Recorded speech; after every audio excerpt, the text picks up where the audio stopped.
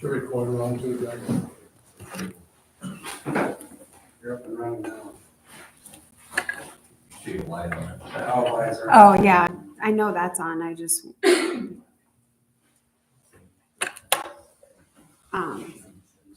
Yes and no. Okay. Apparently that has a low battery, so Melissa ran to grab a battery, but this is up, so we should be good to go. Go ahead. Okay, well, it's about 6:38, we'll call the meeting to order. We'll do a roll call. Councilperson Holthoff? Yes. Councilperson Bendel? Yes. Councilperson Basket? Here. Councilperson Light? Here. We'll stand to the pledge. I pledge allegiance to the flag of the United States of America and to the republic for which it stands, one nation, under God, indivisible, with liberty and justice for all.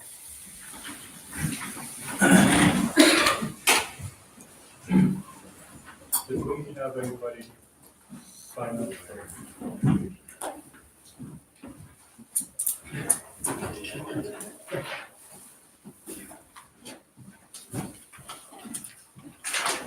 Thank you. Okay, now we'll go into the public input. And we're limited to 3 minutes per person, and public input should be only what is on the agenda for tonight. Oh, first up is Sherry Lehman. I don't think it's on the agenda, but I only get the agenda when I walk in here, so I just am asking for clarification on the ordinance changed last meeting on the chickens. We are in January and I want to have some chickens this spring, but I need to make a coop. And I don't want to put money into a coop if you're not going to allow them. So I'd like the council to move forward on that. Okay, thank you. Thank you. James Warnke.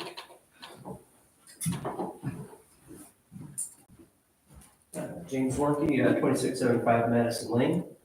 I guess just have a question about recordings. Is this, so this is, you're gonna be recording this, is this video or just audio? Should be both. Okay, and then are you planning on putting those on the website? Or is that something that we'll still have to request as, I believe, my understanding that council has discussed this and that it will be live streamed after the council meeting. okay. I guess that pretty much covers what I wanted to ask next. Okay, thank you. Okay. We will move on and seek a motion to approve the consent agenda. Make a motion to approve the consent agenda. And second? It's been moved and seconded to approve the consent agenda. We will vote Councilperson Bendel. Yes. Councilperson Light. Yes. Councilperson Baskin. Yes. Councilperson Holthoff. Yes. Staff reports. Trent, do you have an update or, okay, No, just a written report. okay. Assistant Chief McDonough. Here. You guys have the quarterly report in the council packet. I'll do a run through on that, and then I got a couple of talking points that we can cover off, and you guys can ask any questions or have any concerns. We can cover that off after we get there. So as of the end of 2024, we had 141 total calls to service. You can see the breakdown of that in your council packet. So 6 structure fires, 5 vehicle fires, 6 grass fires, 1 trash fire, 20 vehicle accidents, 90 EMS incidents, 4 fire alarms, 1 hazmat incident, 3 police assist, 5 public assistance, and no carbon monoxides in 24, surprisingly. Mutual aid in neighboring departments was 11 different calls, and we received mutual aid once. So average call over the last 5 years, you can see is 134. This year was 141. Prior to us taking on EMS, our average was somewhere near 70 calls. So since we started that program, calls have doubled, so we're basically 101% increase on call volume since taking on the EMS at the building across the parking lot. Some of the things I'll touch with on that is as far as EMS staffing goes, so obviously we have our firefighter 1 certified folks and hazmat operations certified people. We have a couple newer members that are working on getting into a class to get certified now. EMS update, last year when I was here giving a quarterly report, we were talking about some of the EMT training that we were embarking on to get some more members trained up. We now have 19 EMS certified members on the department out of a department of 23 members. So 8 are EMR level certified, 9 are EMT, and that's either an EMT B or A level certification. We have 2 medics or above certified, and we have 2 in progress that are working on finishing up their EMT right now. So it's 19 members that have some sort of medical certification across the street, and we started with 0. So some things that have come up in 24, just to bring to your attention that we've discussed internally and abroad. So medical calls for service outside of our district, both as a primary responder and or an assisted response. And what I mean by that is not city of Urbana, not Polk Township. So surrounding communities that may not have or obviously don't have medical response like we are able to provide here. We started getting a lot of calls from other places as the primary response. So whether that came from dispatch or it came from the ambulance transport service or whoever, somebody that worked with us before, basically auto called us to those calls. And we had enough of that go on that we had to have a conversation with everybody and explain that, it's gonna sound bad, but that's not our job. It's not fair to the taxpayers of Urbana and Polk Township, right? Because you guys are all footing the bill for that. And us to be the primary to go somewhere in Benton or Shelburne or somewhere in between, it shouldn't be on everybody's nickel in here, the way it's set up right now. So we've had those conversations and it has subsided for now.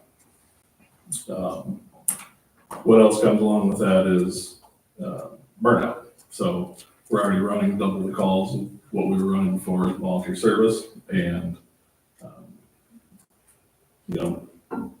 it's a lot of time. A lot of people going all the time, and if we have to go to places that we aren't supposed to be or necessarily need to be, that wears a lot of people out. So you get to the end of the year, and I think probably Trent can attest to it. Probably in August, we thought we were probably headed to over 200 calls easily. At that time, we thought we were going to hit 200 or 250 calls, and then everything kind of blowed up there. So those were some of the things that we had to address throughout the year, and I'm not advocating that you put us out to bid to go run into Shellsburg or Benton because we don't need the extra call volume, but I want to make sure you guys were aware that some of that was starting to happen quite regularly, and we had discussions with the appropriate parties, and it has gotten much better. So anyway, we're going to start the year with 23 members. Like I said, 2 in progress, trying to finish up their EMT. And, everything is really business as usual, but the majority of the time we're spending now is heavy medical related. And the dependence on us right now for some of the calls are, and you can't classify them as one is more important than the other. But there's a lot of calls that, and it's probably the same way in Cedar Rapids, and probably the same way in Iowa City, and probably the same way in North Liberty, that a lot of these people should probably get in their car and go to the doctor and are capable of, but we don't need to make that choice. Pager goes and we go. And so we see a lot of that, but we'll keep continuing on, and that's kind of where we sit today. Questions, comments, concerns? Somebody? With the new revenue for the ambulance, the levy at the county, have there been any discussions if that's something we're gonna have So any contribution from? I think the answer is yes. At first, there was some scuttlebutt going around that the city of Urbana decided that they didn't want that money. And then we heard that, we're like, where'd you hear that at? And figured out that that was false rumor running around. So it's been discussed. I don't know if you've heard more about it in recent time, but it's been discussed at the E911 meetings, different things. I don't know how they're deploying it yet. We're gonna get some, but I don't know the ratio of what we're gonna get. Obviously, the 3 transport ambulance services in Benton County are gonna get the majority of the funding. I don't know that they came up with a good way to break down how the rest of the first responder services are gonna get that. I don't know if they have a formula for that.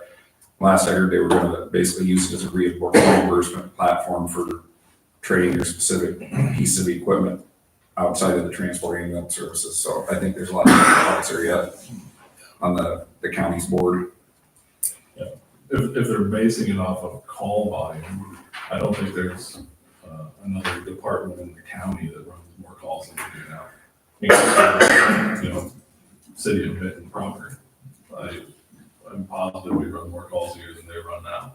And we used to probably be somewhere in the middle of the pack, maybe towards the bottom of the pack as far as how many calls we were running here. So as far as potential need with wear out equipment and all the medical stuff is extremely expensive and has expiration dates and all the things go along with it. So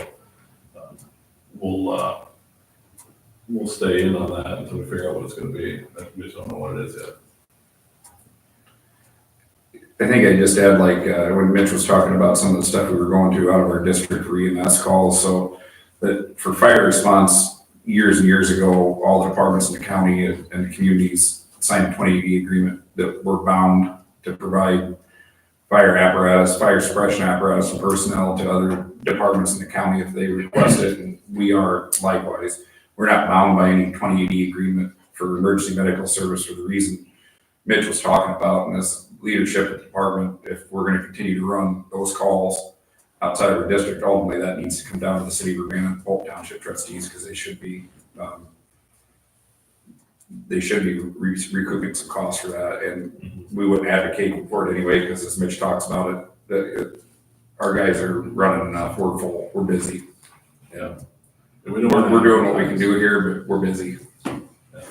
So don't know that that'll come up. But as you know, we've talked about this for many, many years here, is volunteering and elected officials and things, but that group of people wanes every year more and more and more. And some of the certifications and things that you have to do to maintain the ability to be a volunteer, which sounds crazy, they're pretty wild in some cases. So these surrounding areas that are struggling now, it's probably not going to get better for them.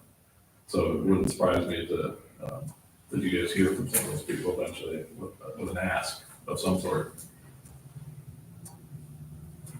But that's all I've got for you guys tonight.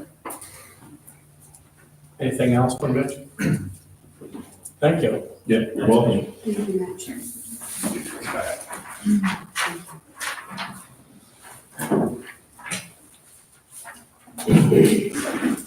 You see, we have a written report from Benton County for police calls. Jerry has submitted a written report for a building inspector. And we're down to the city administrator. You got a verbal update?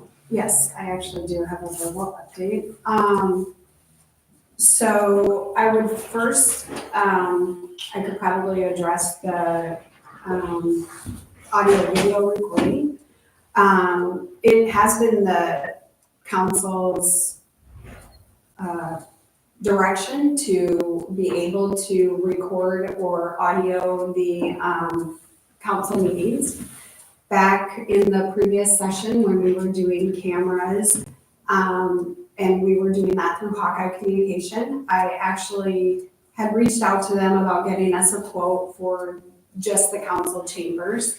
And that quote came in, I would say significantly higher than what I maybe even anticipated. I knew it would be high, but I think and you guys can correct me, I think it was between 12 and 14,000.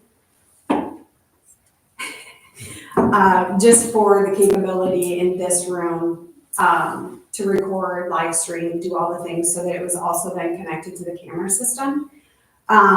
Because I did not have that amount shared with you and in the budget, I wanted to look for other alternatives, which is how we have our friend, the owl, is actually what it's called, significantly cheaper. But it will get us by, and we will be videotaping. I did let the council and the mayor know. I did not put out the link for tonight. This is the first time that we're testing it, so of course I didn't want to put something out there and then it not work and then get negative feedback. So, so we do have it up. It looks to me like it is recording. So in this event, we will live stream, and the platform that we will use is YouTube, and that information will be shared with the public. As soon as we know that it's recording like it should, these videos will be stored on YouTube. I will also share links in, on the website. So if people go to the website, you will see links there as well. And we will continue to audio, obviously, the meetings. We had a little snafu that for some reason our audio recorder tonight was saying low battery when it's been plugged in for a month. So it's recording fine now. Melissa and I've got a battery here. So that's kind of where we are with the video recordings. We likely will not at this time be live streaming to Facebook or social media. The platform that we will use will be YouTube. And I'll get into a bit of an issue that we had with setting up the YouTube. So that's my update on that. I could probably answer Sherry Lehman's question, that the ordinance that was just recently passed the ordinance to allow a permit process to begin. The council's next step will be reviewing the permit process. And we have members who are actively reviewing the permit process, so that we do hope to have that available, so that residents of Urbana will hopefully be able, maybe by spring, to have chickens. So that's where the permit process is. It's the permit's being under review. It's my understanding before I got here, there was a lot of work on a permit or similar type process that I think was a bit restrictive, and that's why we're reviewing it to see if it could possibly be maybe not as restrictive, but that will be the process that the council will go through next, if that answers your question. Next, I have a couple outstanding issues that I just want to continue to keep the council and the mayor abreast of. And that is some of the outstanding issues that we've had. The first one I wanted to bring forth, and I'll tell you why. Previously, when I first started my position here, there were complaints made to the Iowa Public Information Board, and those were formal complaints made against me and against the city of Urbana. And those complaints came from 5 individuals that those were dismissed. I am bringing this up because some of the final attorney costs are coming through for those types of things. The formal complaints were made, and they were then dismissed. And that particular incident with the Iowa Public Information Board attending meetings and doing the information with the attorney has cost the city just under $4,000 in attorney fees alone. That does not capture the amount of time that the office here has worked on those specific complaints. And I will bring up why that is an issue again. We also had some misinformation that was shared last year in probably May, I believe, that was shared about the water storage tank regarding information that from the DNR, from the Department of Natural Resources, who is a big player in our work that we're doing right now with the water storage tank. The misinformation was shared out then to the public, and Mr. Kramer and I from Public Works had to meet with a representative from the DNR to go through all of the screenshots and misinformation that was being shared with the public. And through that meeting, we then went and put out a post on our website, and we gathered all the factual information and shared every document to the public so that there was no need to do a record request for that information. And we felt that it was that we felt that it was necessary to now share this so that the public was aware of the factual information that they needed to hear. And I just wanted to encourage people that when the city has information, that they actually get that information straight from the urbanaiowa.com website to ensure that they're getting the facts. That takes me to the next issue that we had. Just recently here in December, the Department of Natural Resources, the DNR, showed up at City Hall again, and they have a requirement for all complaints that are filed at the DNR that they need to investigate these complaints. There was a complaint that was anonymous that was sent to the DNR, and it was the Urbana City Hall does not always wait for garbage pickup, and they take the bags of garbage home and burn them at home, and none of us are allowed to burn. City Hall is located at 102 Capitol Avenue, Urbana, phone number 319-443-2400. The individual showed up from the DNR, which Melissa and I were happy to go through the investigation process with her, which I believe I shared with you immediately when the complaint came through, and that I was involved then in an investigation with the DNR. The statement came back from the DNR that the complaint was not legitimate. This is concerning because, as you know, the DNR had to use resources to come to City Hall to investigate, and then our time as well as Melissa's time had to be used to engage in, which we were happy to do, but engage in an investigation about Melissa and I taking garbage home from City Hall and burning it at our homes, which is clearly not the case. So, and again, this investigation then happened on December 17th, 2024. Obvious costs involved would be the resources with the DNR, and then the time and Melissa and I to go through this investigation. I feel it's important that we start sharing these things with the public and at the public meeting with all of you, because these types of issues take up a large amount of time in our office to do the work that we actually need to get done. But these are obviously requirements that are to be done by us, because the DNR takes complaints extremely serious.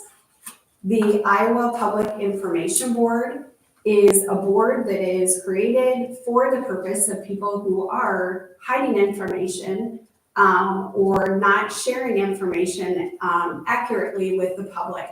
And those accusations were made against the city of Urbana and also against myself. And this, I will be posting the dismissal orders so that this is something that the public can review, so they can see exactly what the claims were and how it was handled, so that everyone knows that the people in this office or the city of Urbana or the mayor are not hiding information. I also have on here, which takes me to the next item that I would like to address. And that is, there was an email that was created that is urbanaiowa@gmail.com. That's mine. This email has the name, it's particularly an issue because the email has been set up so that the first name appears as Urbana. The last name appears as Iowa. Therefore, when the email comes to a recipient, it comes from Urbana, Iowa. And it shows the email, urbanaiowa@gmail.com. The city of Urbana owns the domain urbanaiowa.com. This is an issue because, for example, to live stream a video on YouTube, the city has to have a Google account. The city is not able to use the urbanaiowa@gmail.com address. Therefore, we had to create a different email that notifies that it is an official email. I then put out a statement on our website, and I did this because I feel that this is a genuine concern for people in our community. I felt this way and shared it with the council as well as the mayor. I did this because if we have elderly people or people who are not as tech savvy, when the email comes to an inbox, it shows that it's coming from Urbana, Iowa, and not from a specific individual. It is from Urbana, Iowa. I live here. But You it's, don't own it. Not your time.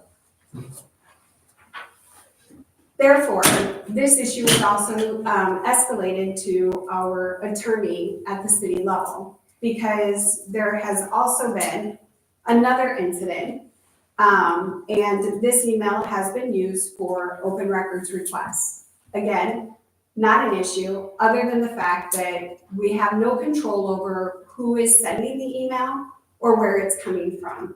So by rights, the Google terms and services do say that we can report this to Google for trade infringement because we own urbanaiowa.com.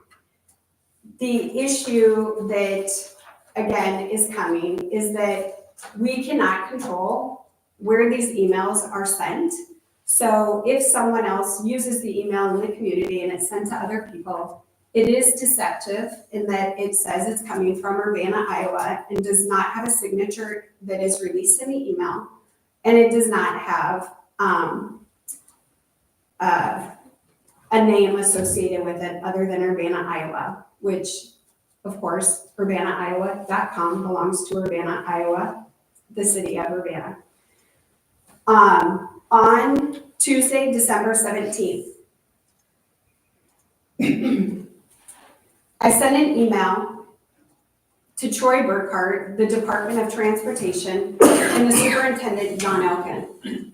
I did this because when I came to work at 7:10 in the morning and turned onto Capitol Avenue, I noticed that there was a school bus parked in our fire lane just over here.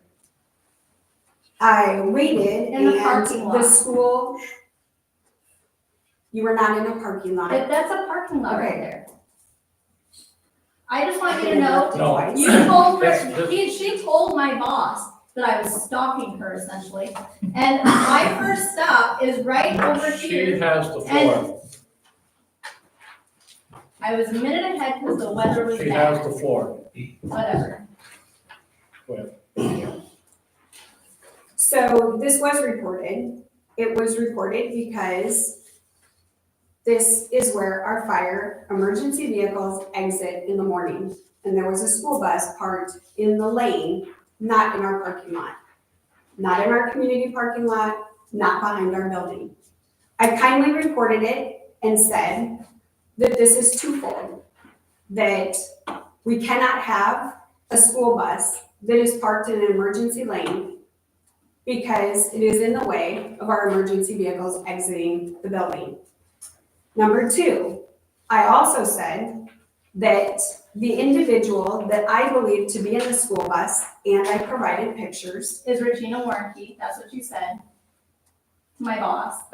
She has the floor. She is defaming me, and she's going public No. trying to Okay, accuse me of stalking her. that's enough. Go ahead. Okay. I'd just like to note that I've been interrupted 3 times now. Okay. So I did send this, and I sent it to the school because obviously it's a Center Point Urbana school bus. I took the pictures and I also attached the pictures to the email. I did identify the individual that I believed was the person driving the bus.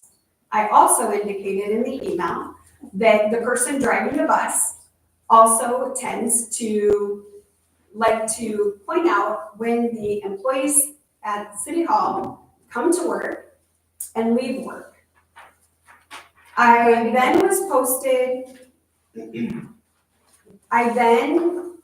said to the school district that I was requesting that if someone has the time to sit in the city school, the school bus and sit idle, there's no reason why that individual could not sit across the road at the intermediate building.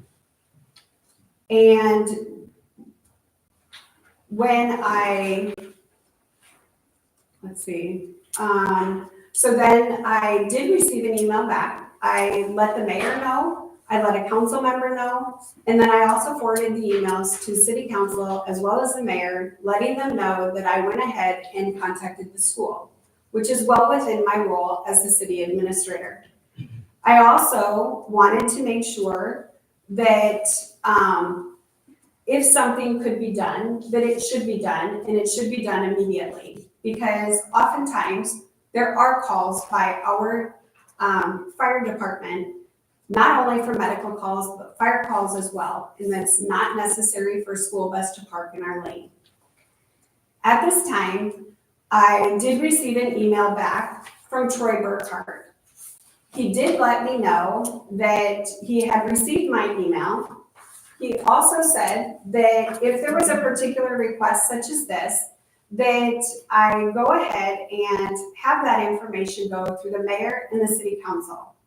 I indicated in my email that I was trying to avoid this coming to a public meeting, hence the reason why I sent the email. I was then told that the particular person, after reviewing the video and the bus, had been parked at the school at 2 separate occasions and indicated, the video indicated the day that I had emailed the school.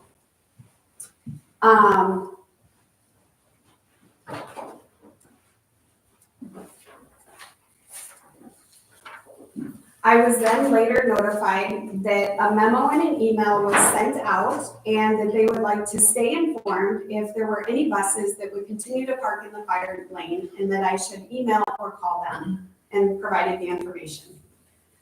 I wanted to let you know about this publicly as well because there's been an open records request for this particular thread of emails. And that will be shared with the individual. But the reason why I also wanted to put this in here is because when the open records request came in from this individual, I responded back and I said there was no email available from Troy Burkhart or myself on the dates that were requested. The request dates were October 11 through October 16th. something like that. I don't have it right in front of me. And I responded to the individual and I said, there are not records available. I received an email back that said, I would like to know why you're refusing to give me emails. I wrote back to the individual and I said, I am not refusing to give emails. I am simply responding to your request and there are no records. Again, indicating the individual had the wrong dates on the request. I received another email back again saying that I was being vague and insinuating that I was being untruthful. That was not the case. I then decided I wasn't going to allow it to consume any more of my time in the day. 8 hours later, I received another email stating for the open records request that the person realized they had the wrong dates for the request. And now I am happy to provide that request. The reason why I bring that up is because it is the same person who filed the Iowa Public Information Board formal complaints against me in the city of Urbana not long after I started last year. I want the council and the public to be aware that I am not refusing any information to the public or to the city council or anyone else, and that I'm simply trying to prioritize the important business that I have to do in this office. So I apologize if my city administrator update has gone a little longer, but I do feel that this information is important to get out, not only to all of our council and the mayor, but also to the public.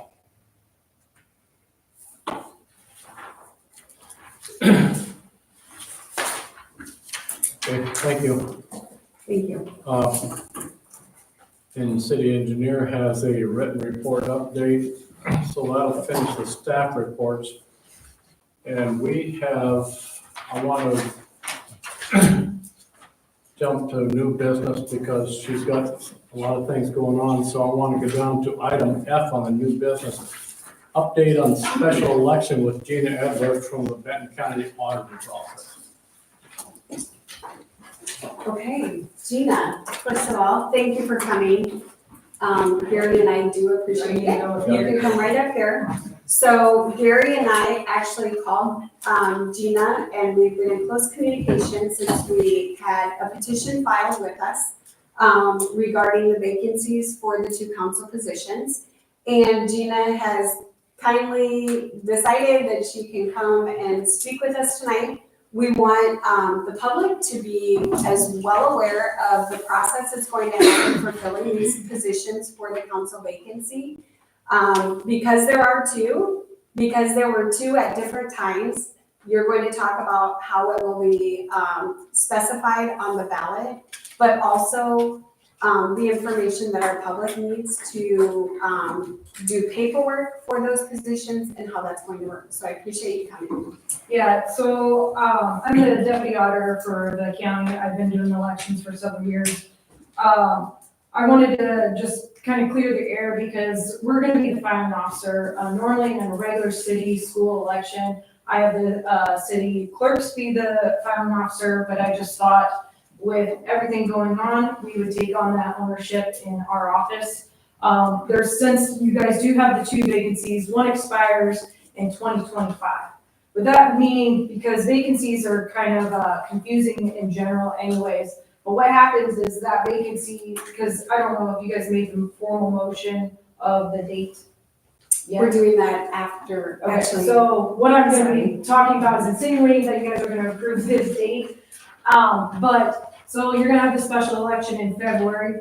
That person would run, or people will run for the February position. They will have to rerun for that position of the 2025 for the November election. So I want that to be clear. But since you have 2, one ending in 2025 and the other one ending in 2027, they will be separately listed on the ballot. They will be specified as term ending in 2025, term ending in 2027.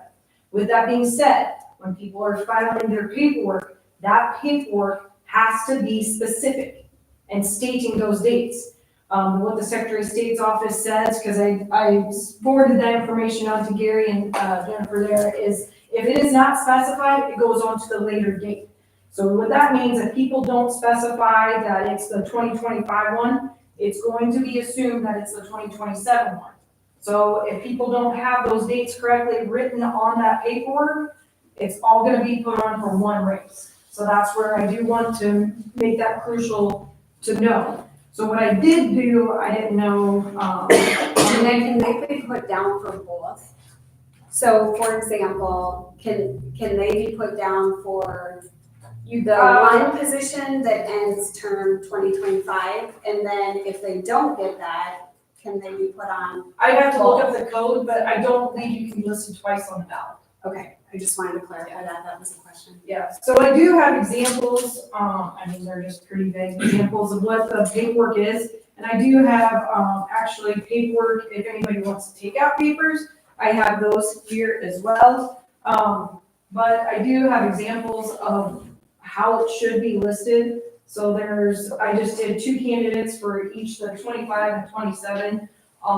But on this second paper if anybody hasn't filled out paperwork to file for offices before, there's an affidavit of candidacy. This can be filled out legally in my office. The other one is the nomination petition. This top portion has to be filled out legally before the people sign this paperwork. So if someone comes to my office and this is not filled out and they have petitions and signatures here, it is rejected. They can't go back into the rotunda and fill out the top, because it's not insinuating what those people are signing for. So that is specific in the Iowa code. So just make sure that is well known. So that's the reason I wanted to make sure they both match, 2025 or 2027. They are both written as vacancies, so those check boxes have to be marked as well.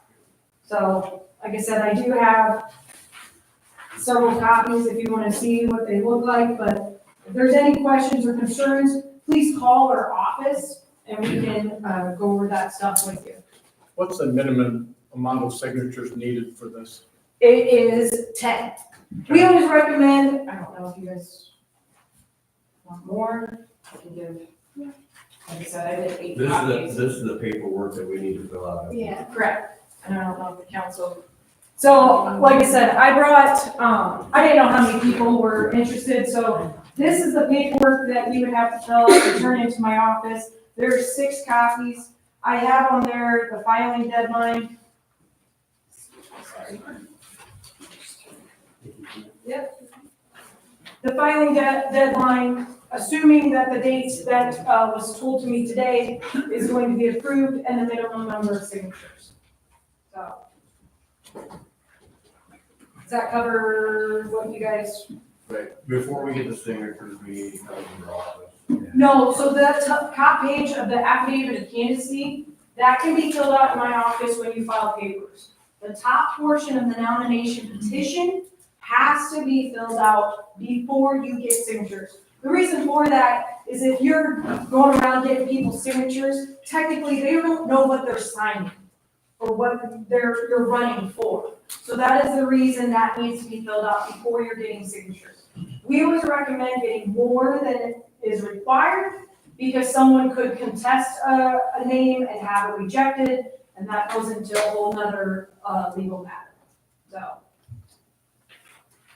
the filing deadline is 25 days before the election by Iowa code. So that's why, like I said, assuming that you guys are going to make that motion, that would be January 31st. The Iowa code in this special election pretense does not specify that we have to stay open until 5 o'clock. So that would be at the close of business, which is 4:30 at the courthouse. And we're on the 2nd floor. Gina, Yes. the legality of those signatures, who verifies those signatures? I would, or in my office. Since that's why I wanted to take on the responsibility.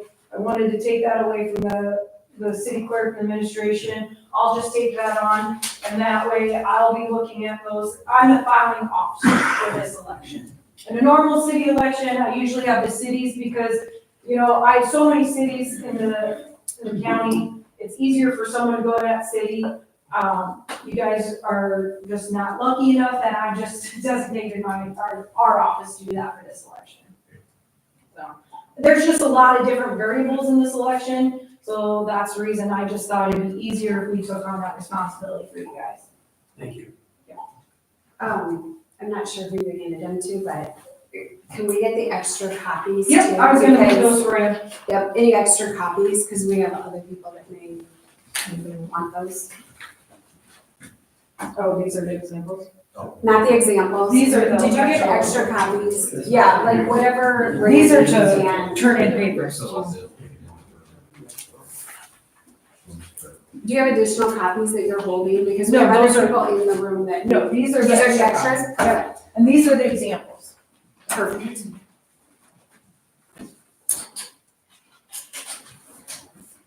So I didn't know if you wanted to leave those at the city office, if people wanted to take a look at the examples and that sort of thing, but the affidavit of candidacy and the nomination petition is also available on the Secretary of State's website. And once I find out, once I get the petition and that sort of thing, I can put all the necessary documentation on our election website as well. Thank you.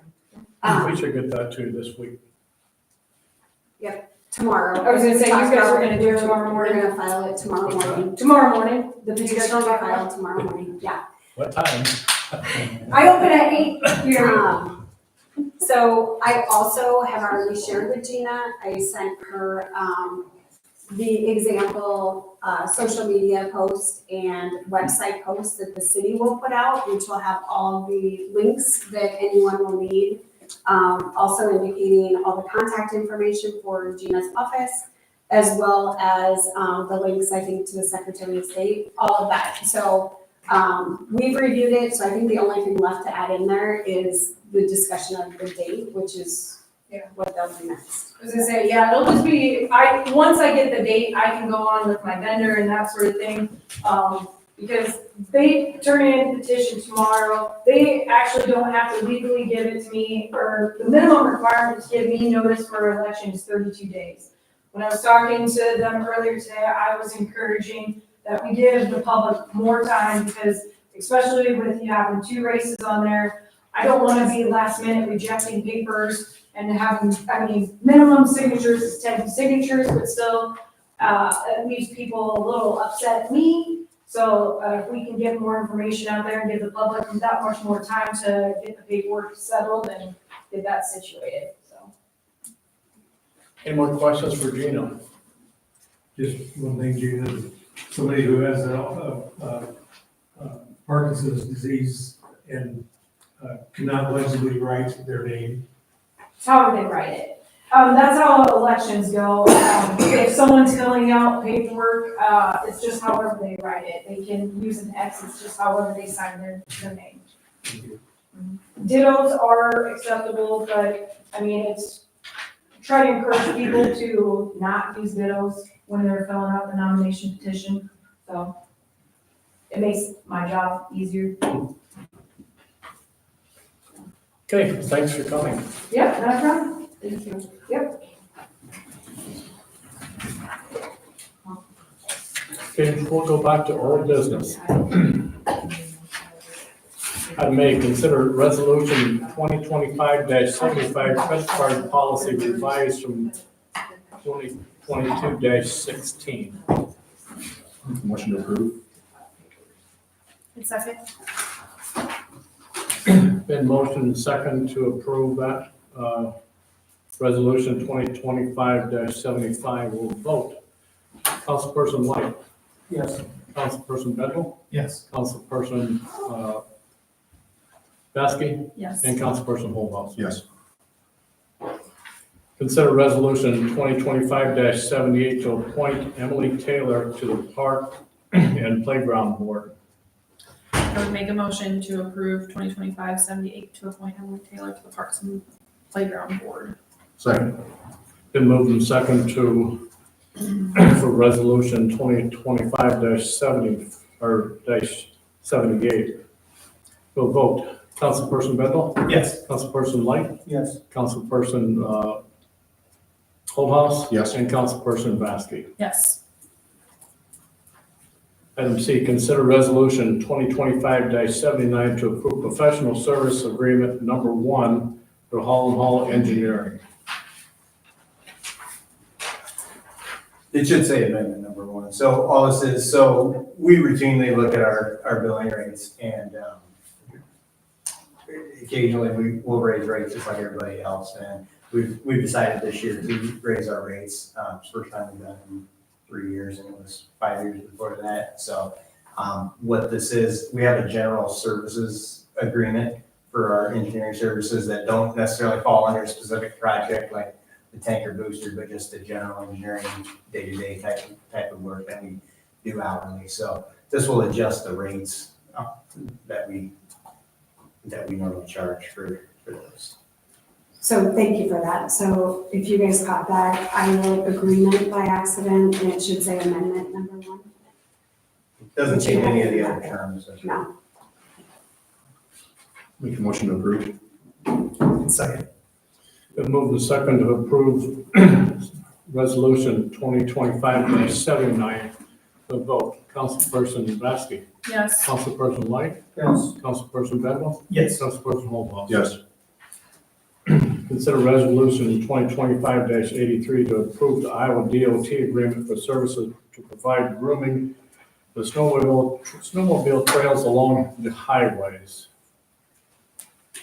So this is just our annual agreement with the DOT. So nothing changed in there. You had that attached. So I'm assuming that they're talking about Highway 150 and maybe part of Sunset. Yeah, it was on the map. I think it just goes Yeah. up here and goes around, because it used to be the trail. So sorry, I didn't print them out. I don't have it in front of me, but it was attached. Okay. And I think they highlighted all of the specific areas within the map. Make a motion to approve. Second. Been moved and second to approve resolution 2025-83. We'll vote Councilperson Bendel, Yes. Councilperson Vasky, Yes. Councilperson Light, Yes. Councilperson Holthouse. Yes. Item E, consider resolution 2025-81 to accept and approve Iowa DNR REAP grant for the Phase 1 pollinator garden of $75,000. Okay, so I think I already let all of you know that we did put together the grant and we did receive the 100% grant dollars, which was $75,000. We were the top grant in the state. And we actually just have the acceptance and approval of the contract and we can move forward. We'll be working again with Hall and Hall and our Parks Board, our newly appointed Parks Board, to move forward with our Phase 1 of the pollinator garden. This whole amount for all phases? Nope, this is just Phase 1. Phase 1. Yep, and the Phase 1, which I can get that to you, obviously you don't have that.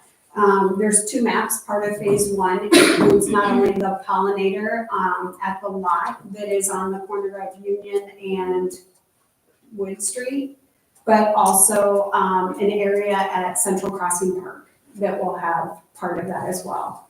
I think it was called in our grant, the rain garden, I believe is part of the Phase 1.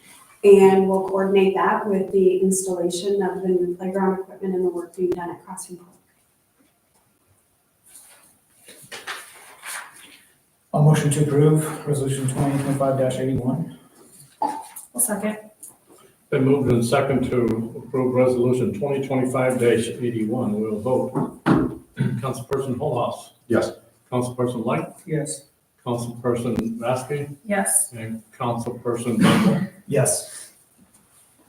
New business. Hey, Mayor, we forgot library report. Oh. Carrie's here. Thank you for that. I'm sorry. That's okay. Sorry, Karen. Library update. December was a huge month for the library. We held 17 activities. Coffee and conversation goes well, very well. Craft and STEM projects, story time, movie, book club. We hosted Santa Claus with the Lions Club and the 4-H Club events. And also, ISU Extension Office is now doing monthly STEM meetings or activities at the library. 403 patrons in December, 253 books checked out. We now have online reservations active, so people who want to check out a book, they can just stop and grab it by the door on their way home from work. And I'm also now planning a great summer reading program for this year. And you have an event coming up pretty We soon? do also, yes, I wrote that down.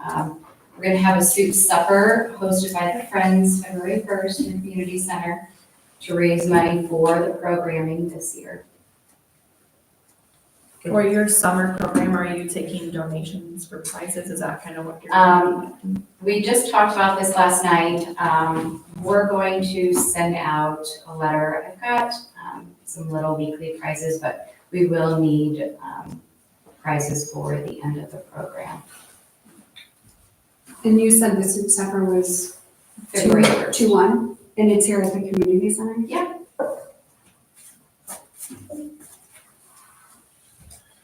Any other questions or comments for Carrie? If not, thank you. Thanks. Thank you. 17 activities, that's a lot. Yeah. Now we can go to new business. Consider resolution 2025-76 to approve the City of Urbana petty cash policy. Okay, so I shared this with you ahead of time. This is something that, so we had the auditors here again in December. So in March, fiscal year 23 was the audit in March. They came in March because of March of 2024 to do the fiscal year 23 because we didn't have a clerk in place with the scheduled time that they were supposed to be here. So we went through that auditor visit, and then the auditors were back here in December for the fiscal year 24 audit, which in itself was a lot. We had I would say, few recommendations, but one of the recommendations, which the audit has not been shared publicly yet because we have not had an exit interview and there hasn't even been given a draft report to the city yet. So this is just being proactive in a couple of the things that they gave us, which the first one obviously was the Urbana does not have a petty cash policy. Sorry, excuse me, I was drawing a blank. We do not have a policy, so it was simple enough that I grabbed a couple samples. So what you actually have is a sample of a policy that's a little bit of like center point, and then I can't even remember the other one that was given to me. And so I put that together in a draft. So if you have feedback for the policy before you take to the resolution, I'm open to any revisions that you may have or questions. Again, we didn't have one for the city of Urbana previously, so this is new. And just so the public knows, the city does have a petty cash. It's $150. It's reconciled daily. And at the end of the month, really, we have so little cash that comes through our office that it's really just to make change for someone that comes in to pay a utility bill by cash. Sometimes, what would be another reason? I mean, that would really be it. Unless somebody, were to pay cash for the community center and need change. And with utility billing, a lot of the times, if it's just pennies or a couple dollars, sometimes people just ask that they have a credit placed on their bill. So, so again, that's the petty cash policy and a resolution.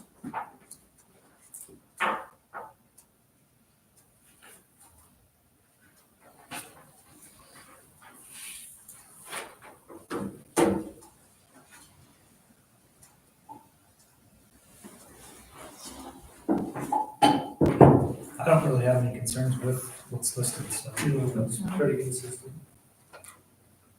I motion to approve 2025-76. I would say. Been moved and second to approve resolution 2025-76. We'll vote. Councilperson Holthouse. Yes. Councilperson Vasquez. Yes. Councilperson Light. Yes. Councilperson Bendel. Yes. Item B, consider resolution 2025-80 to file plan specification form and contract and opinion, the public cost, set time and date for public hearing, and set a time and date to receive bids for the 2025 pump house and site improvements.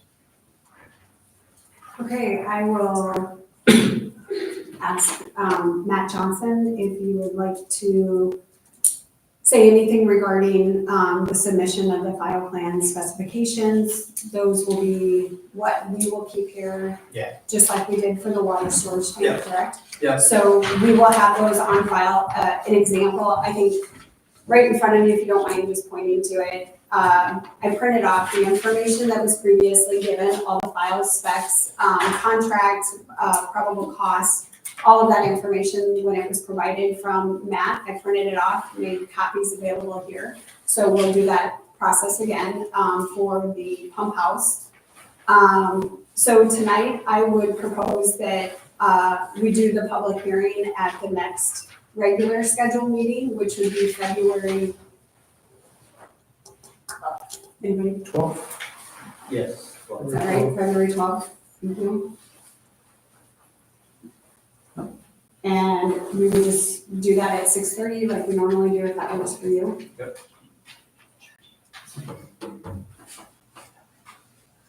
I'll motion to approve 2025-80. And so we'll set, is that okay to set it? It's in the resolution, so I'm good with that, yeah. I'll second. Okay, it's been moved and second to approve resolution 2025-80. Vote. Who made the motion? I motion. Okay. Councilperson Lang. Yes. Councilperson Holthouse. Yes. Councilperson Vasquez. And Yes. Councilperson Bendel. Yes. Item C, property at 318 Wood Street West, UC2 zoning district. Okay. So, just 1 second, I think I just hit the email that I had from. Okay, so we have, I believe that I included with, your agenda packet. I included the property in question, that was, what was the address again? Wood Street? Yeah, 318 West Wood Street. Yes, thank you. So the property has been purchased, which some people call this is it the old hardware store? The old hardware store. So I enclosed the beacon for you and also our outdated planning and zoning ordinance, pages 19, 20, 21, and 22. And I'm going to just have Matt help me on this. So when this was purchased, the owner had reached out to Jerry, the building inspector, regarding the permit because the purchase of the building right now, the plan is a can redemption center.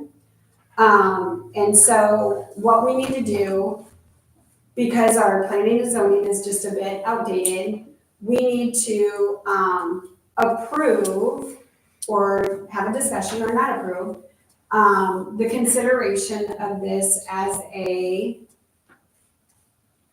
C1, or excuse me, C2, is that right? The C2 I believe so. as one of the above named uses and conforms to the intent of the section. So if you go to page 21, the C2 It says include everything from C1 for C2. And because this is outdated, there is not a specific example of a can redemption listed. But it does meet the requirement of retail service. What else did you say? I think it's reasonably consistent with the types of uses that are allowed. I definitely think it makes a lot more sense in a light industrial district. It's probably more consistent with those uses. So I think what we're really trying to look at is, so there's a list of permitted uses within the zoning ordinance, and this is typical. And it's pretty typical that you're not gonna hit everything in there. But the idea is, and I think it even says so in the zoning ordinance, is that the council can determine that the proposed land use is consistent with the types of uses listed in there. And so I think that's the decision to be made as to whether that can redemption center fits that type of description. Yeah, and I know, so the other piece of this is, I know that the individual has also reached out about wanting to change something with the storefront in terms of the door, looking to have possibly the appearance of a garage door or something like that. And that would be for the loading, unloading of cans. I just want to be clear because I know the person has talked maybe to some of you, I'm not sure, in the room, but so tonight it's just to approve that redemption center would actually fall into the category of a redemption center is okay, not the issue of, which will come with the building permit if they decide they would change the front, which then I believe that will be another discussion because a garage door type on a storefront in our downtown maybe likely is not okay. But tonight, I think it's just to move forward with, does a can redemption meet the requirements of our zoning? And if it does, then we would do that motion. And then obviously an issue of something else needing to be done with the door would come with not getting a permit for that type of door. Does that make sense? Sorry, this is kind of lengthy and. They'd have to go through planning and zoning too. Right. But I'm not sure, because it's a garage door type, I'm not sure that they would even get the permit to do that. I'm not sure what you're asking us to approve tonight. You're asking us to approve that this could be, that we would consider a can redemption shed, what it's, or a can redemption center, what it's zoned for now as a C1. Right, as a C1, it includes C1 and C2. C2 is the. Because a That's C2 what is what it's zoned, but in order to meet the requirement of a C2, it also includes everything in C1. That's how it's currently written. So that's why I included the 4 pages so that you could see C1 and C2 on the 4 pages. And that a can redemption is considered like retail. It's just not one listed, like, for example, ballroom dance hall, bath massage parlor, bicycle sale, bowling alley. As you can see, all of them listed there. You're not going to be able to get every single possibility. A newsstand, a nightclub, a notion, a pet shop, a post office, substation, printing, repair. It's basically saying we don't have specifically can redemption listed, but it meets the requirement of like the light zoning area. Yeah, I mean, just maybe for a little clarification too on Yes, if I please. can really generalize, we have 2 different commercial zoning districts. There's C1 and C2. And the difference really is C2 is set up, intended really for a central business district, a downtown type of area. So the setbacks are much smaller. The required minimum lot frontages are smaller, things that you typically see within a downtown area, central business district type area. So although the same type of uses are permitted, I think there's probably a different standard applied if you're considering like a special use permit, or which I don't think is what we're talking about here.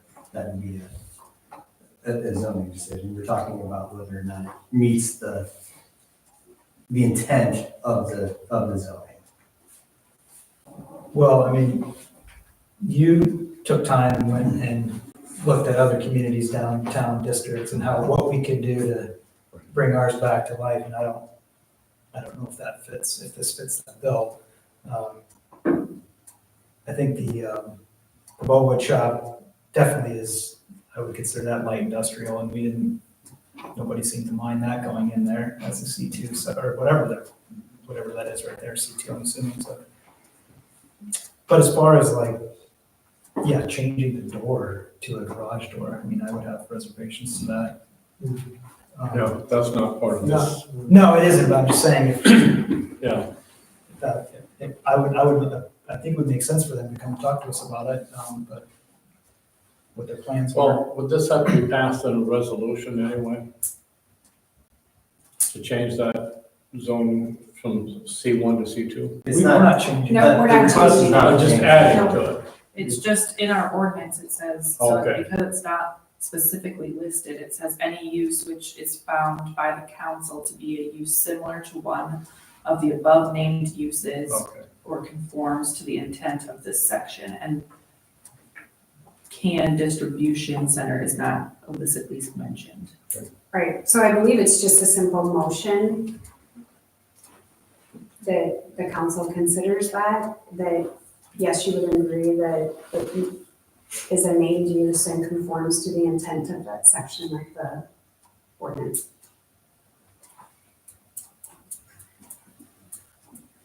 And then I'll go to planning and zoning from there, Oh, it would have to go to planning zone. for sure. I think so. I'd have to look and read through it all again, but if it goes to the building inspector and then planning and zoning, For what I'm saying. he said, so after we motion this, then it should probably go to planning and zoning, or does it go? So no, what I wanna say is, there has been no official, building permit sent back to us yet about the garage door, but I know the person may have mentioned that to other people.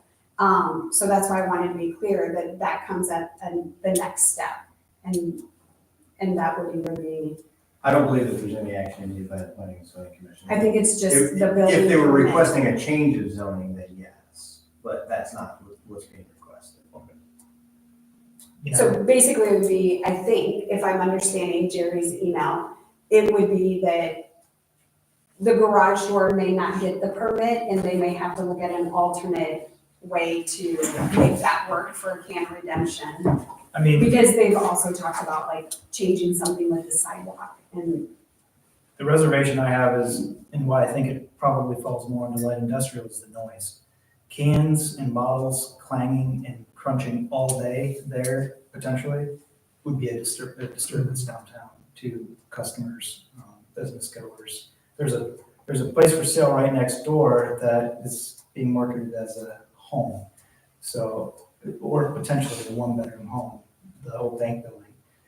So that's a lot. I mean, to me, that's pretty disruptive. I don't know how much traffic they would get with as far as cans moving and climbing through there, especially if you have the door open all day or some sort of wide open space. I don't know. That would be my concern. It's just the noise level that it would bring down there. And then how often the truck's gonna come down and back up and create traffic flow problems out front. That's where it feels more like an industrial type of setup than a commercial, especially specifically a business district, but that's my take. Yeah, when I was reading through, I mean, it feels more industrial to me as well. It's not necessarily, when I was reading through the list, those lists are typically, it's like they're selling something. I would have reservations as well. So you want to list this as no action taken?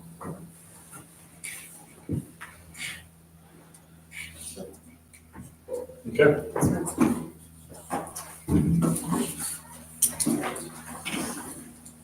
Item D, collect stop memo.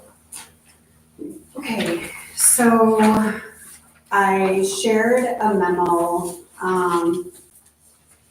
with all of you. There's been a couple reports, still fairly new in the position, but, so in typically May, before May, I work on gathering, March TIF receipts, rebate information, property tax information from anyone that has a TIF rebate. So this year, in May, I met with Maggie Berger from Spear Financial, who, as you know, is our financial advisor.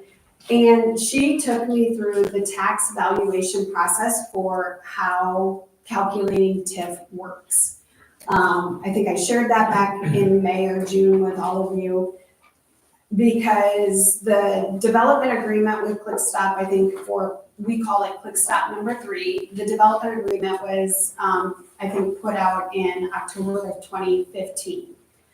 And I included some information on here. That particular tax rebate in the development agreement was written, and it was a rebate for 75% of the tax property revenue that would be rebated back to ClickStop and would not exceed the $608,750.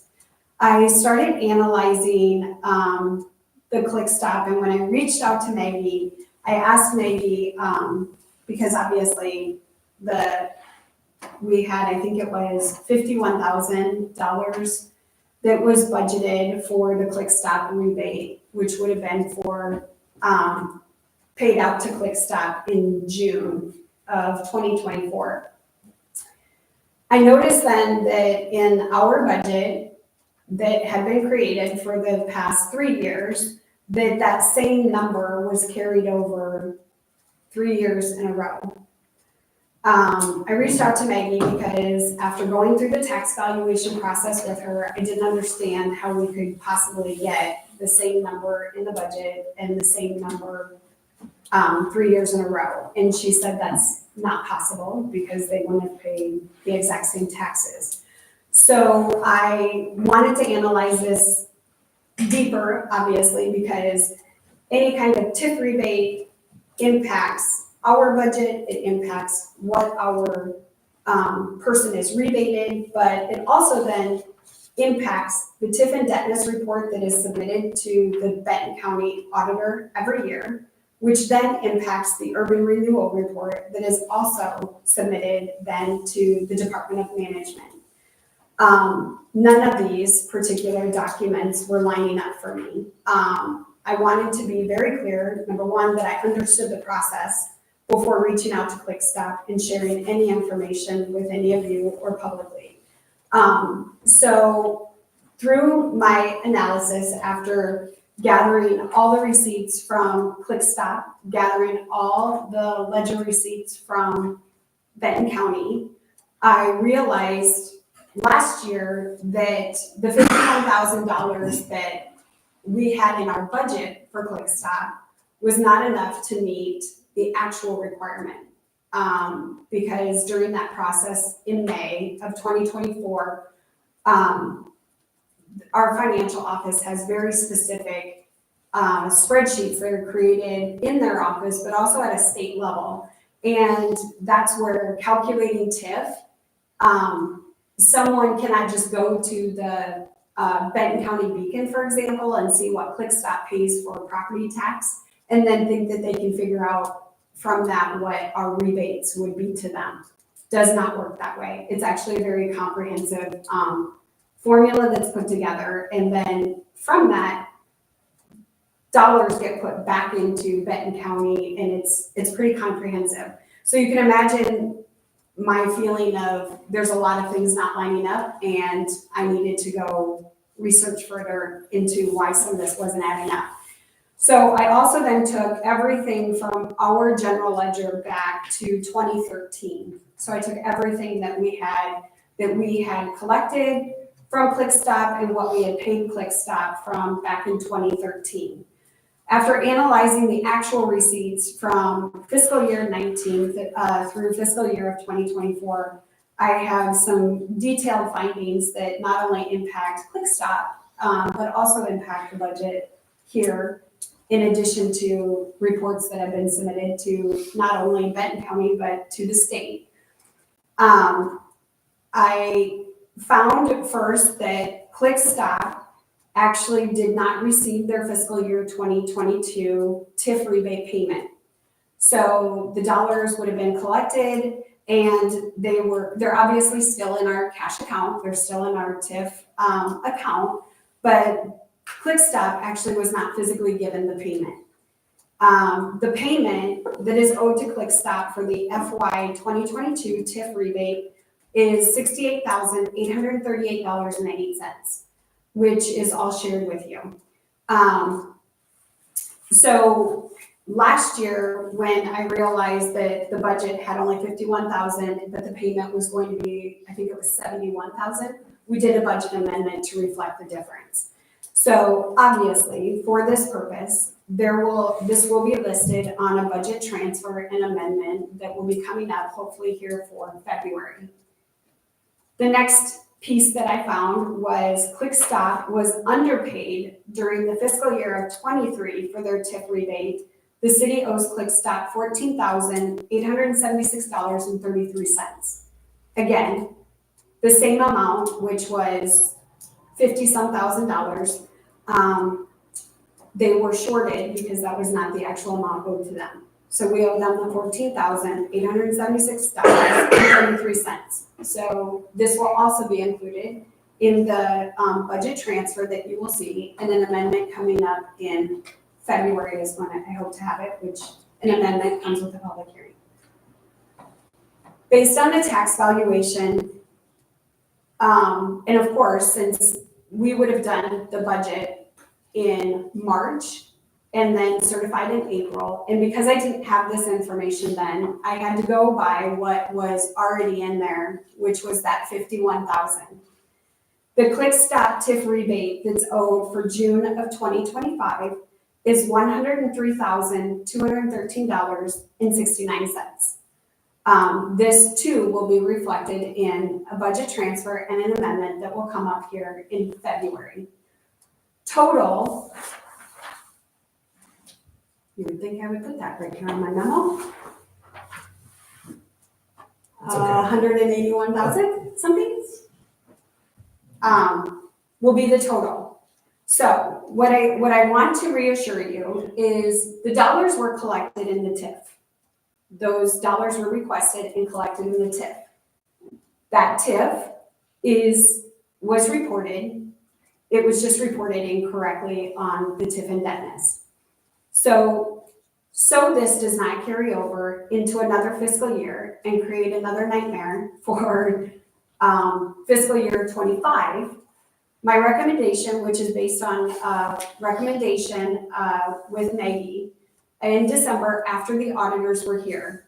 The week they were here, obviously, I told them immediately that I had found that the TIF indebtedness report that was submitted, the urban renewal report that was submitted, will not match what they will see in the audit in the papers that they collected. Very open with them about that. I also told them that after they were leaving site, so they're on site for 3 days. Prior to that, they do 2 weeks of gathering all the data, which is a ton of work, and it's all put into a private shared folder so that they can analyze as much documentation as they can off-site. Totally makes sense in this technology era. With that being said, I did let them know that when they left site, that's not when the audit ends. They continue to request documents, it's just that they're only on site for the 3 days they could be here. The following week, I had a meeting scheduled with Maggie Berger and Haley Ripple from the auditor's office.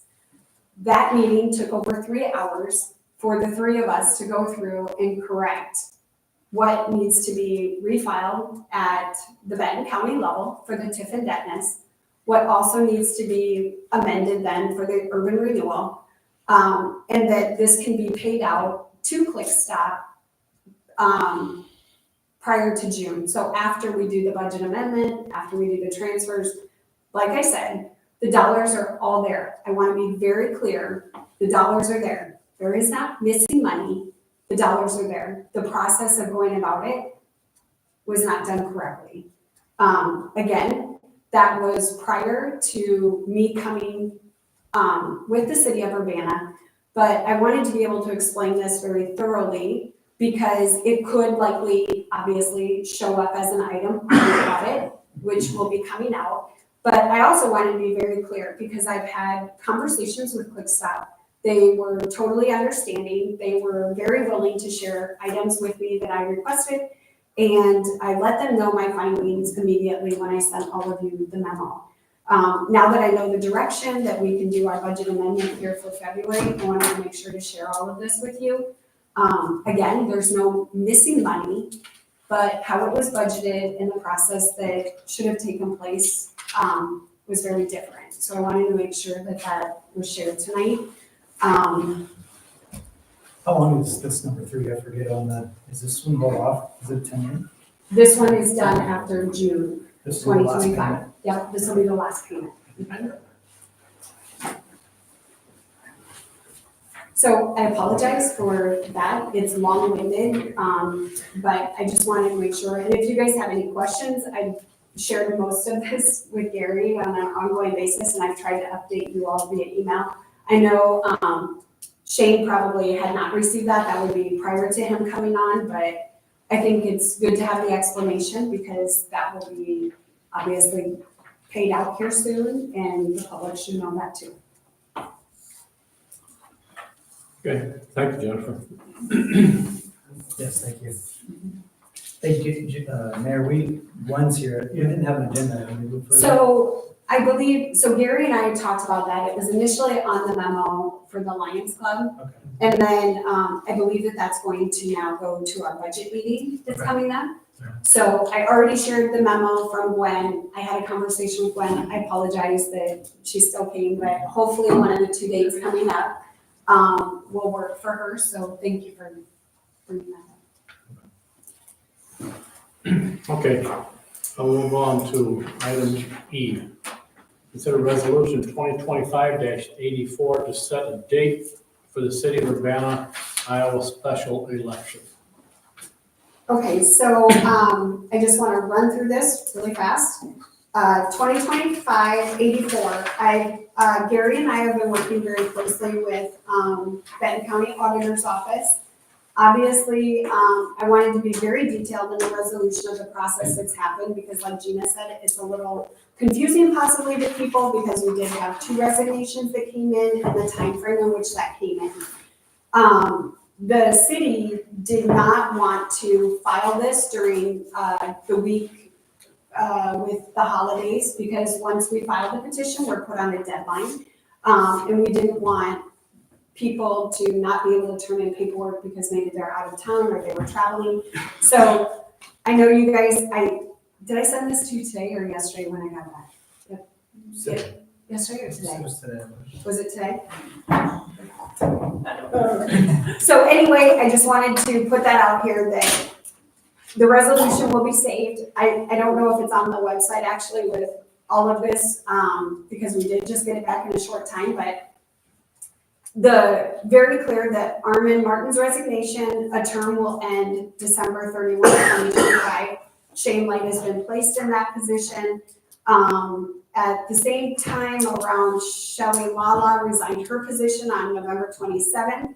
Her term date does not end until December 31st, 2027. So these are the things that Gina was saying will be very clear when that has to be placed on the ballot.